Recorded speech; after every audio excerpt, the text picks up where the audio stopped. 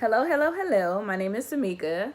I also go by Basiqchiq. That's all my social media. Basiqchiq. Basiqchiq. And the reason I'm doing this is because there's a lot of shows out there, and I see a lot of conversations of teenagers talking about different point of views on different things going on in the world. And then you have parents and adults giving their point of view, but you never have a combination of parents with their actual children or actual teenagers giving their point of view impromptu. The show and this series is going to be a YouTube series, and I'll put it on Facebook and everything else, but it's going to be called Raw, Let It Happen. And the reason I gave it that name is because it's a straight improv.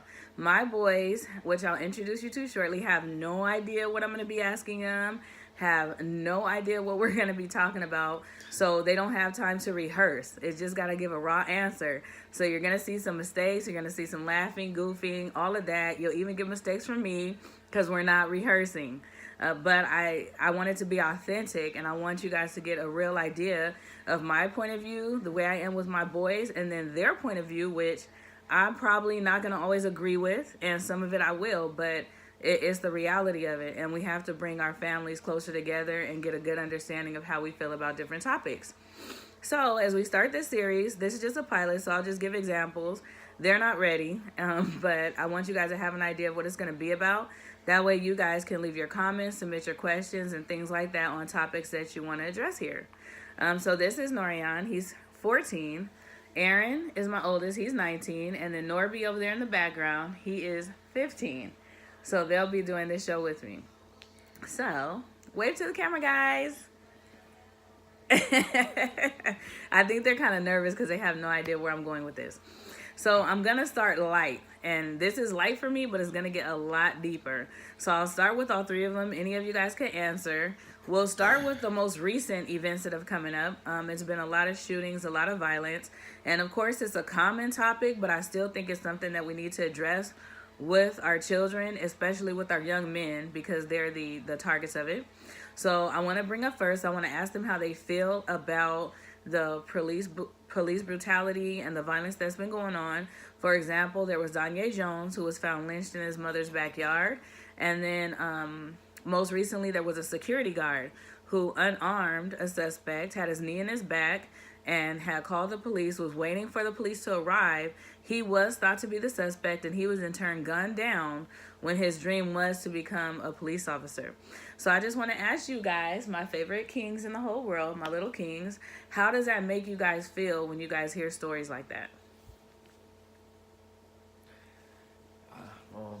It makes me mad because I feel like it's going to continue to keep happening if we don't become police officers and the people that's doing the stuff to us. So I feel like we should try to educate ourselves and become policemen and stuff like that, so there's not more inequality going around in the world. That's dope. What about you, Norian? I feel like this, we could try to do stuff to benefit our race, but it's kind of hard because of the way the system is set up for us. Like what? Give me an example. Like, what do you think we could do that maybe is hard because of the way the system is set up? What's hard? Like, he's saying, like, in predominantly black neighborhoods, how it's set up for failure. Like, the school systems aren't as good as the ones in the richer neighborhoods. A lot of the books are outdated, and there's just way more violence that goes around in those neighborhoods that are predominantly black or minorities. What about you, Norby? What do you think? I don't know.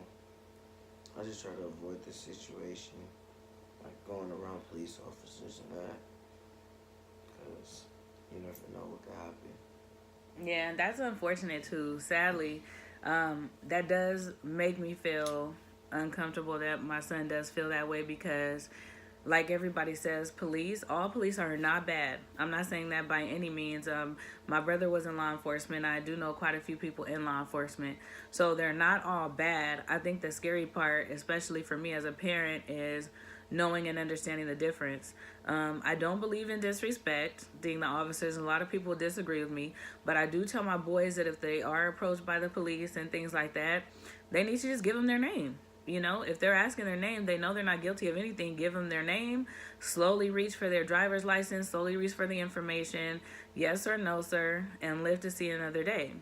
And I don't think that there's anything wrong with that. I think it's sad that it has to be like that because, like I said, all officers are not bad, but because of what's shined upon as far as the media goes and things like that and what people go through, it's just hard to know the difference. So it's easy to just be respectful and better safe than sorry.